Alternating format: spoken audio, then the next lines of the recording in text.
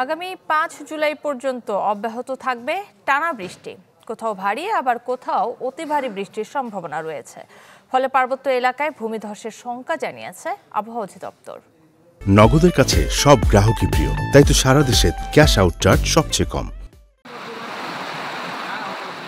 কয়েক দিনে টানা বৃষ্টি আর পাহাড়ি ঢলে আবারও বাড়তে শুরু করেছে সুনামগঞ্জের নদ নদীর পানি।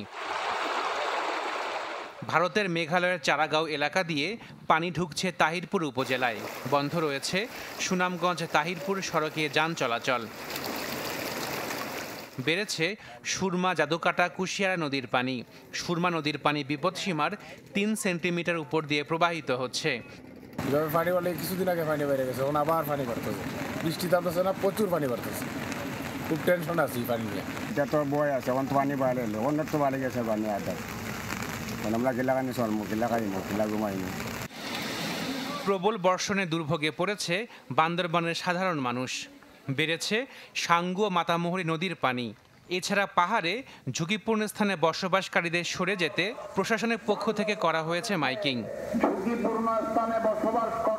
ভারী বর্ষণের কারণে বন্ধ হয়ে যায় খাগড়াছড়ি রাঙামাটি রুটে যান চলাচল। আবহাওয়া অফিস বলছে, মৌসুমি বায়ু সক্রিয় থাকায় দেশে ৫ জুলাই পর্যন্ত বৃষ্টি অব্যাহত থাকবে। ফলে পার্বত্য জেলা ও সিলেটে ভূমিধসের সতর্কতা জারি করেছে আবহাওয়া অফিস। বর্ষাকালের বৃষ্টি কোথাও কোথাও হালকা বৃষ্টি হবে, কখনো কখনো মাঝারি ধরনের বৃষ্টি হবে, কখনো কখনো কোথাও কোথাও ভারী ধরনের বৃষ্টিপাত হবে এবং কোথাও কোথাও অতি ভারী বৃষ্টিপাত হবে, তবে বিচ্ছিন্নভাবে আর কি। মৌসুমি বায়ু পাহাড়ে বাধাপ্রাপ্ত হবার কারণে পাহাড়ি এলাকায় বৃষ্টিপাত বেশি হচ্ছে।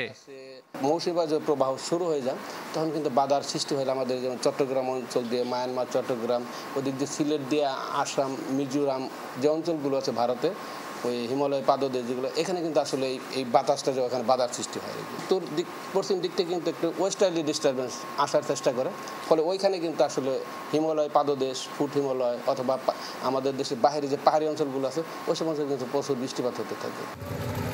জুন মাসে ময়মনসিংহ, সিলেট ও রংপুর বিভাগে স্বাভাবিকের চেয়ে বেশি বৃষ্টি হয়েছে বলে জানিয়েছে আবহাওয়া অফিস। আশেকেন প্রিন্স, চ্যানেল 24, ঢাকা।